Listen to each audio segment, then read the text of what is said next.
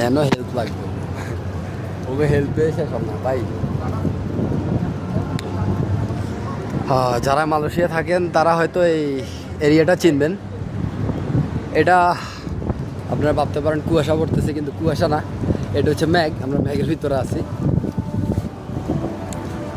হ্যাঁ, যারা যারা মালয়েশিয়া থাকেন তারা বলতে পারেন এটা কোন জায়গা। দুইজন ফটো শুটার, সরি, একজনে নায়ক দাঁড়াইছে আর একজনে ফটো শ্যুট করতেছে।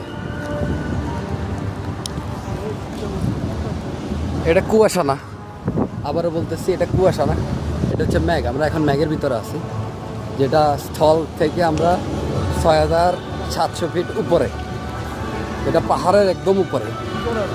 এবার বলেন মালয়েশিয়া আমরা কোন জায়গায় আছি? এখন মাত্র ডিউটিটা শেষ হয়েছে। এগুলো সময় আমার কলিগ।